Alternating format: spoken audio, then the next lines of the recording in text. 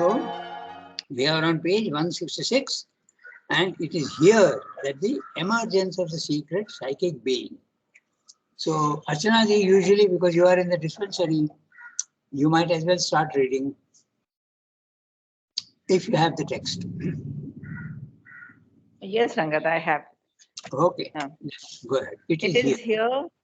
It is here that the emergence of the secret psychic being in us as the leader of the sacrifice is of the utmost importance. For this inmost being alone can bring with it the full power of the spirit in the act, the soul in the symbol. It alone can assure, even while the spiritual consciousness is incomplete, the perennial freshness and sincerity and beauty of the symbol and prevent it from becoming a dead form or a corrupted and corrupting magic. It alone can preserve for the act its power with its significance. All the other members of our being, mind, life force, physical, or body consciousness, are too much under the control of the ignorance to be a sure instrumentation, and much less can they be a guide or the source of an unerring impulse.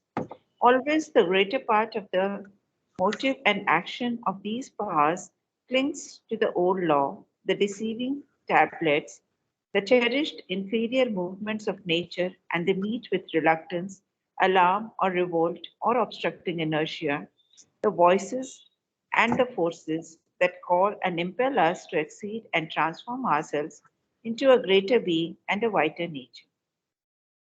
In their major part, the response is either a resistance or a qualified or temporizing acquiescence.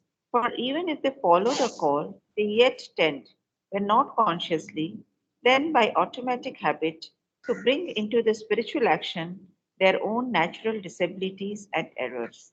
At every moment, they are moved to take egoistic advantage of the psychic and spiritual influences and can be detected using the power, joy, or light these bring into us for a lower life motive. Afterwards, too, even when the seeker has opened to the divine love, transcendental, universal, or immanent, yet if he tries to pour it into life, he meets the power of obscuration and perversion of these lower nature forces.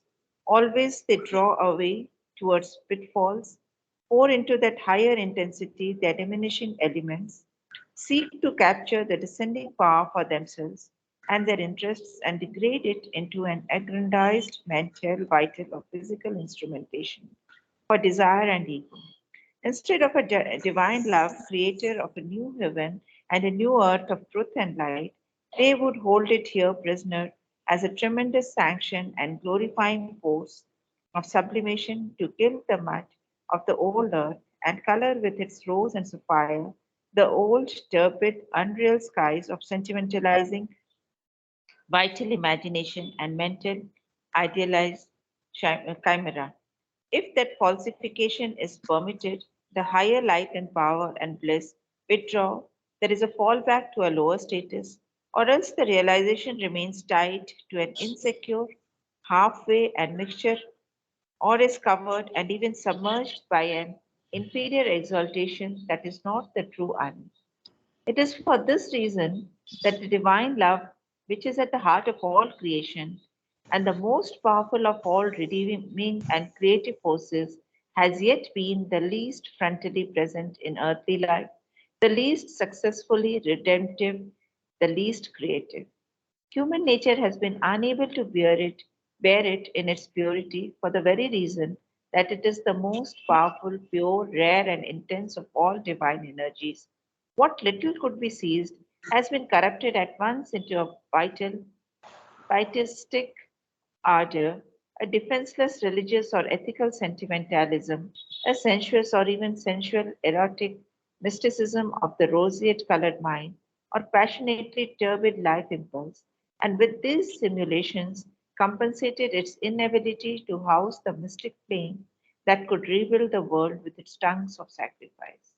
It is only the inmost psychic being unveiled and emerging in its full power that can lead the pilgrim sacrifice unscathed through these ambushes and pitfalls, At each moment, it catches, exposes, repels the minds and the life's falsehoods, seizes hold of the truth of the divine love and Ananda, and separates it from the excitement of the mind's ardors and the blind enthusiasm of the misleading life force. But all things that are true, at their core, in mind and life, and the physical being, it extricates and takes with it in the journey till they stand on the heights, new in spirit and sublime in figure. Yeah. Almost like poetry. Yeah. Fantastic para where he is describing the psychic action when it comes forward and also the obscuration and the resistance of the body mind life, because they are at the lower end and they are in ignorance and they are in even perversion, so they try to disturb, or even if they don't disturb, they use the purity of the psychic being and the power that comes down, they use it for their own selfish purposes. That's what he's describing. It's a beautiful para. So we'll read that, and also the prose, fantastic prose. Okay, so we'll read that. So it is here at this point in this sadhana that the emergence of the secret psychic being in us as a leader of the sacrifice is of the utmost importance. That's why in Sremdal Yoga, it's a three-step formula. The first formula is the psychicization of the nature. The psychic, when it comes forward, you have your complete outlook on things completely changes. And there are three effects. One is you become pure. Your consciousness is pure. It will not tolerate even the slightest vibration of something which is impure. An impure thought, okay, you will have to reject immediately.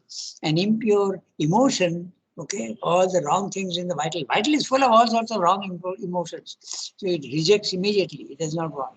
And even the action that you do, sometimes the wrong actions, that also is not permitted by the psychic being. And it's a state where there are three things that happen. First of all, you have a joy, an intense joy. You feel, you may not see the divine presence, but you feel the divine presence everywhere. Okay, in nature, in human beings, and everywhere. You are in a condition of utter happiness. And that utter happiness also creates a sense of beauty in everything. You start seeing the beauty in everything. Flowers, even animals, even human beings. When we see human beings, we normally see their negative side. But when the psychic is forward, you see their positive side only. And it's not that you don't see the negatives, but you ignore them. That's not the essential part. So, beauty, love, and what's the third one? Ananda, okay, joy. So these three are the characteristics of the psychic being when it comes forward. A deep joy in everything, a sense of beauty in everything, and also the beauty, joy, and ananda. Ananda and joy is the same thing. Devotion, Love. yeah. Okay, so these three things. Yeah, tell me, Archana. No, I just mentioned love, beauty, joy, and love. Yeah, okay. So, utter joy and devotion, love, beauty, and joy. These are the three things. So, and it becomes a leader of the sacrifice. In other words, what is the sacrifice? Everything that you are doing, you remember the divine constantly, 24 hours, you are aware of mother's presence, and whatever you do, you are thinking of her and giving it to her. That's the condition. It's a magnificent condition, but unfortunately, it doesn't stay for too long. After sometimes I have known some people who have had that for just one day, okay, and an unfortunate incident at home, they lost it. And there are some who have it lasted for 6 months, 7 months. But it changes your life entirely when that comes forward. In Sremdal Yoga, psychicization is the safest, and that's why he recommends that as the first stage of sadhana. Because you can go vertically up also into the self. But if you go into the self, it can be dangerous because it's on the first floor, whereas your psychic being is deep on the ground floor, but inside yourself. So if you go into yourself, you are not climbing a height, so it is safe. Okay? It's not easy to get, but you can go into your puja room on the ground floor, and then you are in touch with the divine presence. But if you go up and you have not prepared the stairs properly, okay, and how do you prepare the stairs? By intense concentration and also effort to reject. Sri Aurobindo yoga is a threefold yoga, which he has said very clearly in the Dhimada. Aspiration above, constant remembrance of the divine. Secondly, this surrender to the divine. Everything that happens to you, you have to accept without rejecting. That surely there is a purpose to that. Even the most unfortunate accident, you will see that it is helping you to cross over to a calmer and a more balanced view of things. Normally we get very highly disturbed, but instead of being disturbed, you must see why it is coming, and then you will benefit from that. Okay, so the difficulties in the world are actually a grace. You can benefit from that. So that is the thing. So, and the last one, rejection. So Sri Aurobindo's integral yoga is sum up in 3 words: aspiration above, surrender to the divine, accepting all things that come as though from the divine, and last, the rejection of everything that in you is impure and obviously wrong. Hate, okay, a dislike of people, desire, egoism, all these things have to be rejected. So Sri Aurobindo's yoga, up, horizontal, below. Up is constant aspiration, thinking of the divine and offering. And surrender at the physical level, all the events that happen, everything that comes to you from the physical world, you accept as though it is coming from the divine, and you will see the reason why it is coming. And it can be a help also. Unfortunate incidents can also be of great help. Then finally, rejection. So the psychic allows all these things to happen. Okay? And he is using very interesting word, we'll see that. It is here the emergence of the secret psychic being in us as the leader of the sacrifice. Sacrifice as defined in the Gita, yajna. Not sacrifice in the sense of you are parting with something very precious and you feel that, okay, in a fit of generosity, you have given away. And after that, there is a little regret. And you say, oh my God, I have given away such a valuable thing for myself. No, not in that sense. But in the sense of a happy offering of what you have to the divine. That's a sacrifice. Of the utmost importance for this, inmost being alone can bring with it the full power of the spirit in the act. So when you are doing whatever you are doing, the spirit in the act is you are doing it for the divine and not for yourself. And the soul in the symbol. Now that's a very interesting thing. The symbol is the photograph or the statue or whatever you have. Okay. So that's a symbol. So then that symbol is not only a physical thing, but it becomes something living. That's what he means by the soul in the symbol. If you are not in the psychic consciousness, sometimes you may wonder, oh, this is just a photograph and I'm I go to the samadhi and I am thinking of other things. It's only a stone structure. That is not the soul in the symbol. But when you are in the psychic consciousness, that symbol, whatever it be, either the samadhi or the photograph or there's a small statue of Sri Aurobindo in the meditation hall. These are all the symbols. They become living to you. If the psyche comes forward, soul in the symbol. In the symbol, the soul may not be there if you are in the normal consciousness. It alone can assure, even while the spiritual consciousness is incomplete, even a touch of the psychic can do miracles to you. The perennial freshness and sincerity and beauty of the symbol and prevent it from becoming a dead form or a corrupted and corrupting magic. Now, look at this. He's saying it becomes a dead form. If you're in a normal consciousness, the form is dead.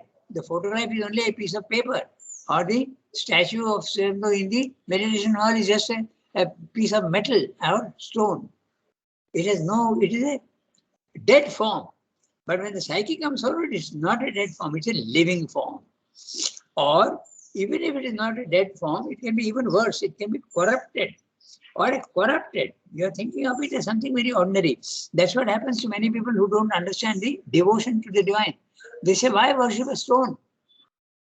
Islam also has the same idea. Okay, it is idiotic to worship a stone or a photograph. It's only a piece of material. Why are you doing that? So it is corrupted. But and also it can corrupting. It can also make you think in the wrong way.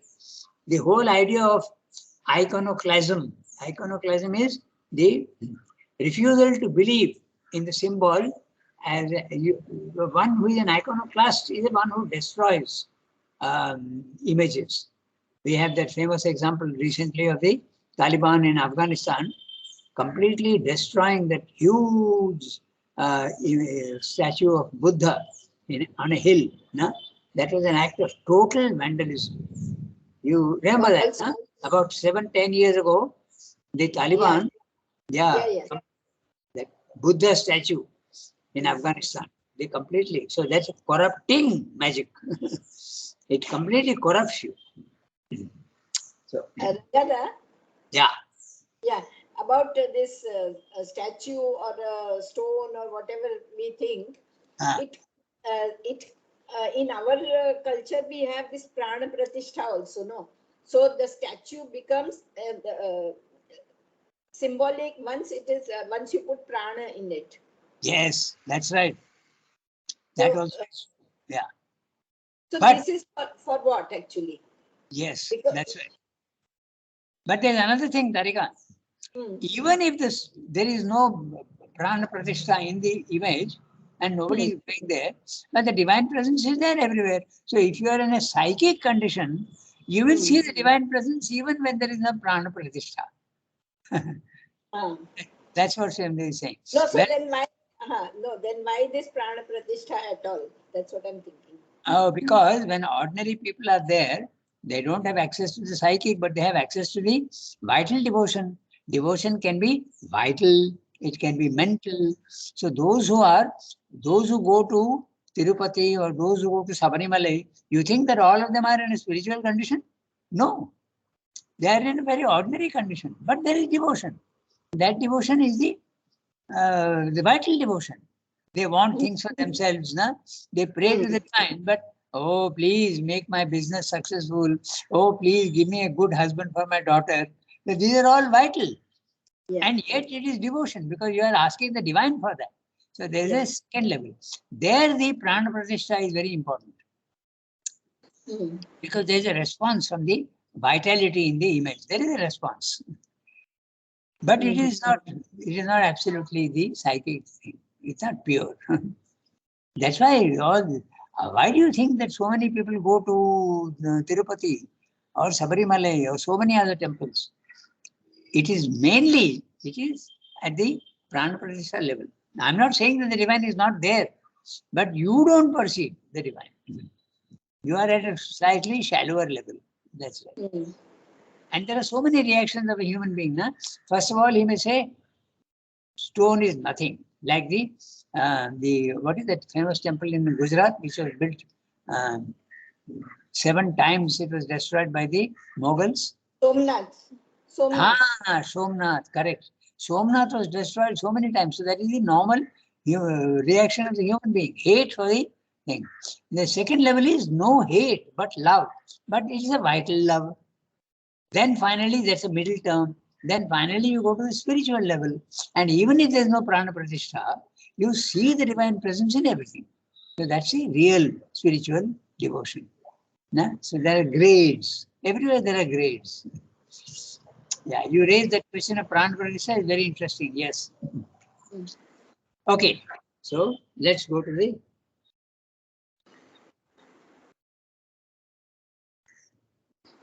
expand. Yeah.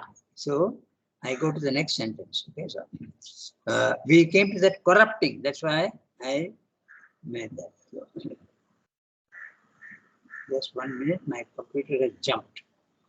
Yeah. A dead form or a corrupted and corrupting magic. It can make you think in the wrong way also. It alone can preserve for the act its power with its significance. Okay, the real significance of the symbol comes through when you are in a psychic condition. All the other members of our being, mind, life, force, physical or body consciousness, are too much under the control of the ignorance to be a sure instrumentation, and much less can they be a guide or the source of an unerring impulse. They are all mind, life and body are all under the influence of level 1, which is ignorance and even impurities. Therefore, they cannot be good instruments for the change, the spiritual change. But the psychic being is the only one that is absolutely pure. Always the greater part of the motive and action of these powers, same use the word powers for mind, life and body, because they are powers. No? The body also is a power, it can move. And when you move, it is a power that's making you move. Vital also is a power, a great power, greater power than physical. Then the mind is even a greater power than physical. But they are all powers, but impure powers.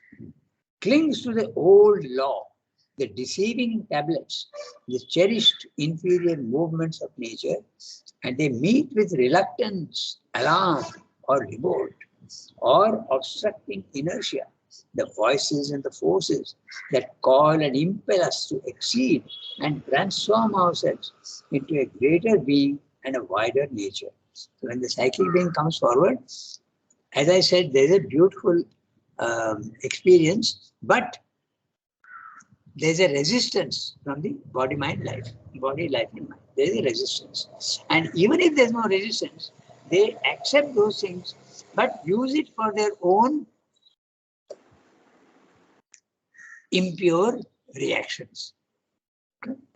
The body wants enjoyment because you are having ananda, but the body's ananda is something very impure. It can go to greed or it can even go to sex. That's what is mentioned later on in the para. Okay, that's what happens. So ananda, the pure ananda psychic being, gets distorted by the body into something pleasure. Okay, so that is something that happens. So when they're using the word deceiving tablets and cherished inferior movements. And what about the vital? Same thing. The vital also starts taking this purity and taking credit for it. Okay, this is, I am special, I have got this.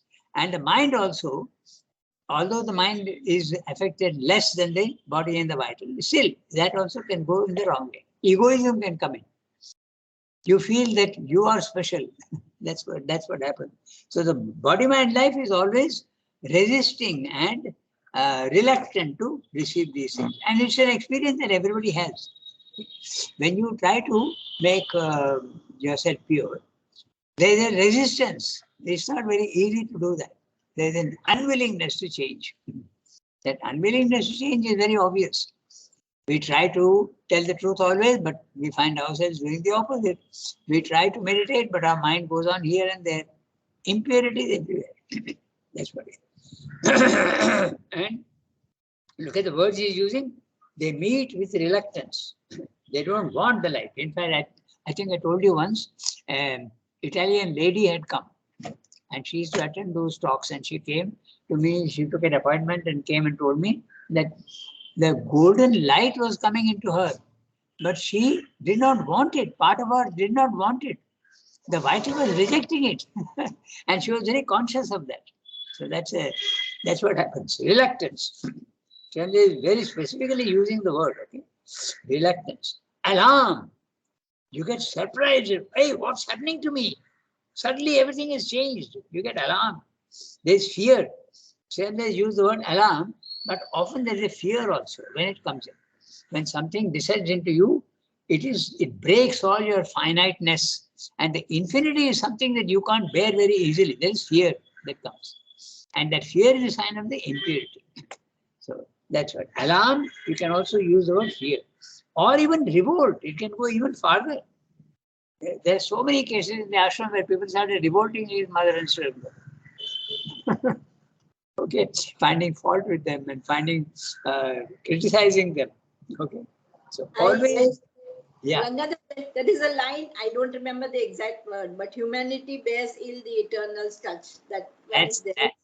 That's right. Yeah.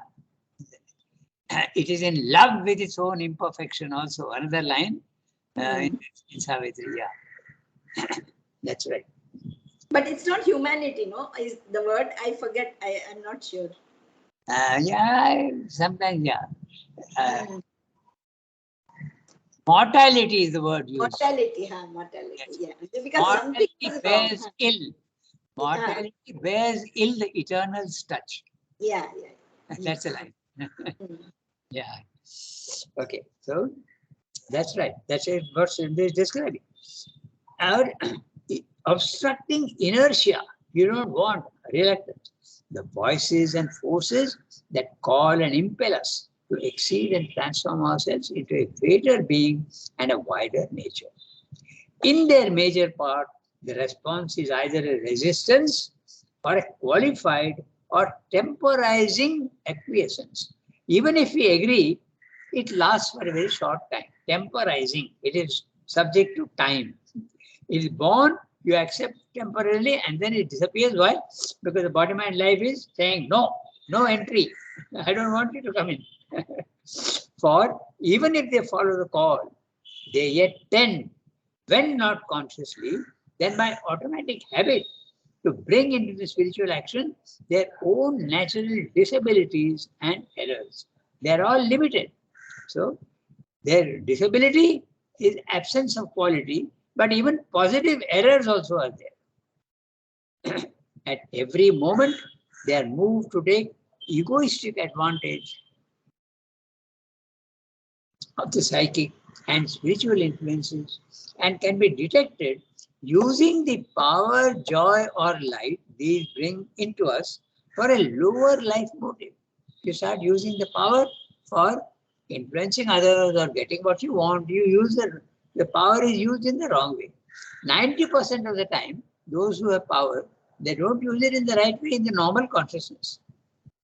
Joy or light, these things bring into us for a lower life motive. Lower life motive, wrong action and selfish motives. Afterwards too, even when the seeker has opened to the divine love, transcendental, universal or immanent, their love can be for the divine transcendental, level 3, level 2, universal, level 1, even at the immanent level. The divine is there in you and you feel that. Yet, if he tries to pour it into life, he meets the power of obscuration and perversion of these lower nature forces. They don't allow you to have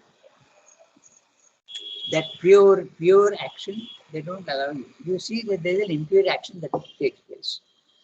Always they draw away towards pitfalls. Okay, there's always a fall sometimes. They draw you towards the pitfalls. Not necessarily that you fall into a pit, but they draw you towards it. Pour into that higher intensity, they're diminishing elements. Okay. Even if it is there, love is there, other, but it is diminished condition.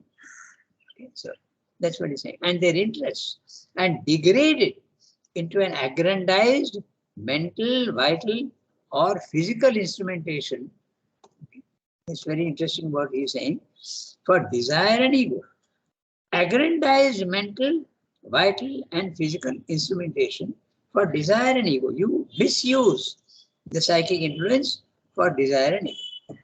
Instead of a divine love, creator of a new heaven and a new earth of truth and light, they would hold it here prisoner as a tremendous sanction and glorifying force of sublimation to gild the mud of the old earth. The old earth, your old nature.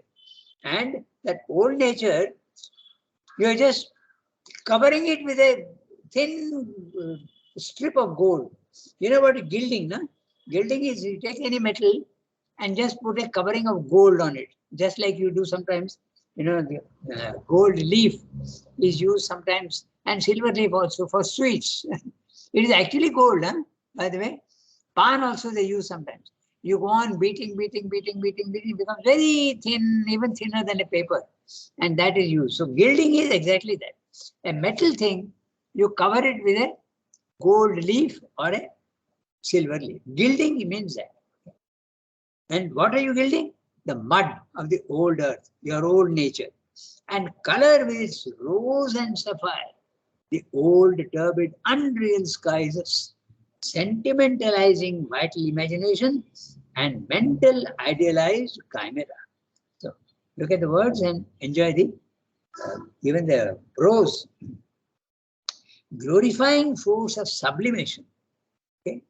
The psychic being sublimates, makes subtle all your gross things. It makes it subtle. But that subtle condition is used to cover the old nature only, not change it. But it's only covering it, gilding the mud of the old earth and color it with its rose and sapphire. Now that's beautiful. Rose is the color of the psychic being. We know that. And the sapphire is a blue, no? It's a sort of blue. And we know that Sringo's color was blue. His light was blue. Okay? And mother's light was white. That's why the flags also that we have in the PED, mother's flag is white and Sringo's flag is blue. Those who have experienced the light of mother is white, and those who have experienced the light of Sringo is blue, usually. And blue is very interesting because Sri Krishna also, you know, he is the blueness. Yeah. He is also even shown as having a dark skin. And the paint is usually blue in the paintings. So, Shiva also Neelakantha, no? Shiva also Neelakantha. Okay. So, and sentimentalizing vital imagination. This sentimental is not true emotion. Sentiment is something much shallower than an emotion. So it's a shallow imagination. And mentalized vital chimera. Mental idealized chimera. Chimera is a shadow or something that is an illusion. So it's not absolutely true. So all these, mind and the vital and the body, change the spiritual influences into something much, much impure. If that falsification is permitted, the higher light and power and bliss withdraw. And there is a fall back to the lower status. You come back to where you were. That's what happens. It may happen in 1 day, it may happen in 2 days, it may happen in 1 week, it may happen in 6 months, depending on the intensity with which the psychic being comes, or the resistance in the body-mind life is less, then it lasts a longer time. But in any case, it changes you completely. Okay? Or else the realization remains tied to an insecure halfway or mixture, or is covered and even submerged by an inferior exaltation that is not the true Ananda.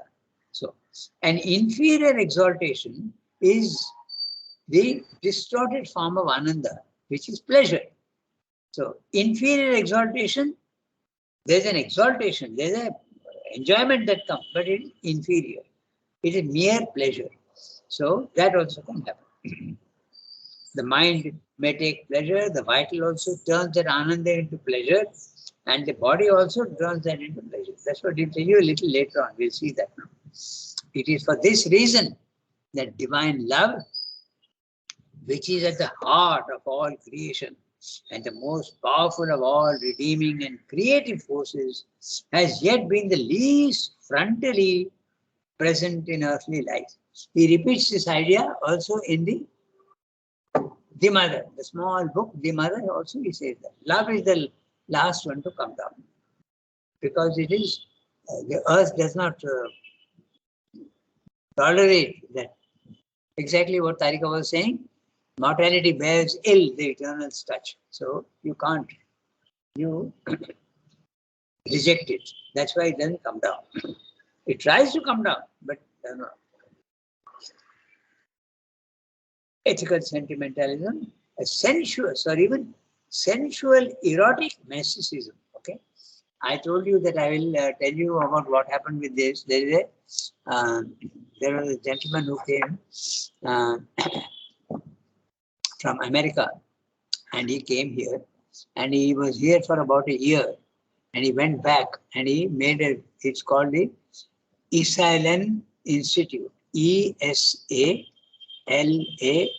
Esalen Institute. You can check it on the internet. He was here for a short time, and his name was Murphy, but he made the institution something absolutely in the wrong way.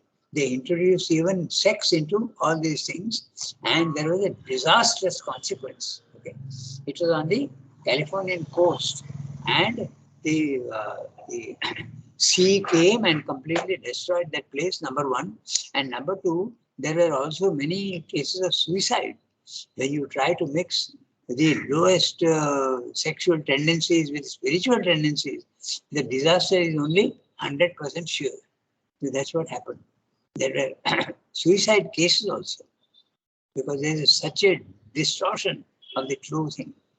So this is what he is saying here. He is very clearly mentioning here, even sensual, erotic mysticism of the roseate colored mind or passionately turbid life impulse, and with these stimulations compensated its inability to house the mystic flame that could rebuild the world with its tongues of sacrifice. I also had another experience with somebody who came from California. He was a good man, okay, but he also insisted that sex is not incomplete, is not inconsistent with a spiritual life. Okay, they get completely distorted by the tantric understanding of things. The tantric formula is valid if you are already pure. If you are not pure, it will completely destroy your life. And that's why Tantra is so dangerous, because it is valid, provided you already have a divine nature, where you are not going to be affected by anything in the physical world. The Tantra is meant for those who are of a divine nature. Daivi Prakriti is the word used in the Tantric literature. If you have a Daivik Prakriti, then you are fit for the Tantra. But otherwise, no, definitely not. And that's why it is so difficult. And that's why it got into a bad name also. The Tantrics are supposed to be very impure and full of mischief. That's a usual impression of in India. And that is the truth in it also. But the real Tantra is absolutely wonderful. Srinath has given it high praise in the century, if you remember. Remarkable system, he calls it. Okay, so we have got 5 minutes. I'll finish the para. Okay, so, yeah. No, the secret society and all these people in the West also, there is the secret society and all that, no? Which yes, they believes in these rituals, and they accept this as the... this idea has been there everywhere in the Vedic period also. This spiritual development was kept secret, because those who are impure, if they come into it, it's a disaster. You can end up with great difficulties. It's happened in the ashram also, several cases. I know of at least 2 or 3 cases where it happened and they had to be sent away. Okay, so you have to listen very carefully to the Guru. You have to be very, very objective about your own nature. You have to see what is right and what is wrong and reject the wrong. Very few people can do that. They justify their own impurities, usually. Human nature has been unable to bear it in its purity for the very reason that it is the most powerful, pure, rare, and intense of all the divine energies. What little could be seized has been corrupted at once into a vital, pietistic ardor. The word piety is a devotion to parents and God. Okay, it's respect and devotion to parents and God. It's not a very deep thing. Piety. Pietistic is the adjective. Vital, pietistic. He is using the word vital, so very clear you can understand that it's not the pure thing, but it is a middle term. It's not bad, but it's not the perfect thing at all. Vital, pietistic ardor, a defenseless religious or ethical sentimentalism. Ethical is moral, and morality is only not indulging in the act, but the desire may be there in your mind. Usually that's it. So ethical is don't drink, don't smoke. Okay, this is fine. I'm not using other terms, but only drinking and smoking don't do. If you stop, then you are moral. Okay, you don't tell a lie. You are moral, but the desire is there in the mind. So that is what the Gita says. Now you have to remove the desire in the mind, and when you remove the desire in the mind, there is no difference whether you are indulging or not. That's the whole thing. Let's see. Sannyasa and Tyaga. These are the two words used in the Gita. It has to be, sannyasa is the giving up of the physical. That's okay. It's not that it's bad, but it is of no use at all if you have not cut the link in the mind. That has to go away. Okay. So, where are we? One second. My computer has jumped.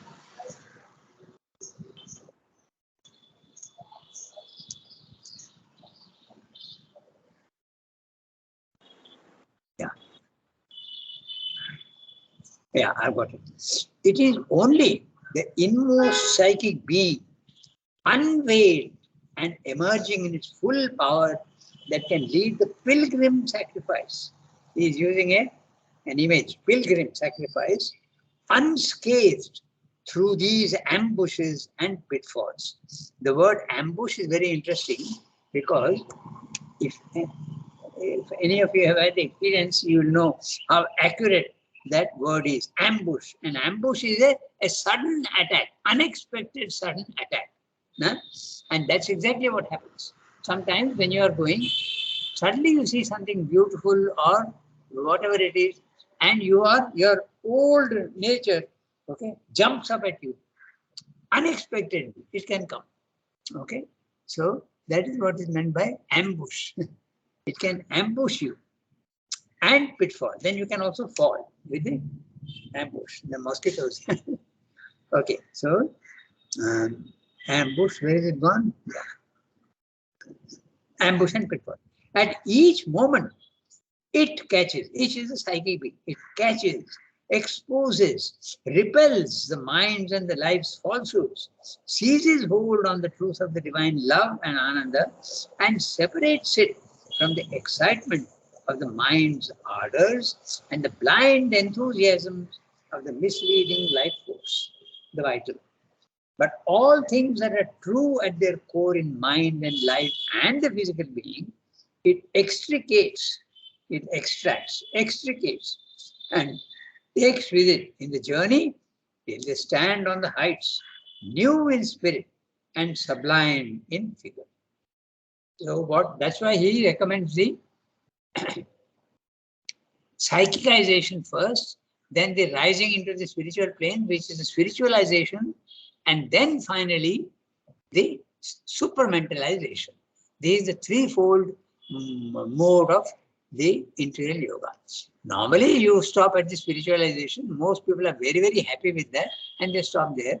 And the body-mind life doesn't get transformed, but they don't care. Let it go. After death, in any case, my body-mind life will die. My soul is, the consciousness is now pure, and it can live forever with the divine. So that's what he is saying. So we'll stop here today. It's a beautiful and very detailed description of the psychic emergence and the problems that it faces in the physical world. So next we go to and yet even the leading of the inmost. Okay? Okay. Au revoir, everybody. Au revoir. Have a nice day. Thank you, Rangata. Thank you, Rangana.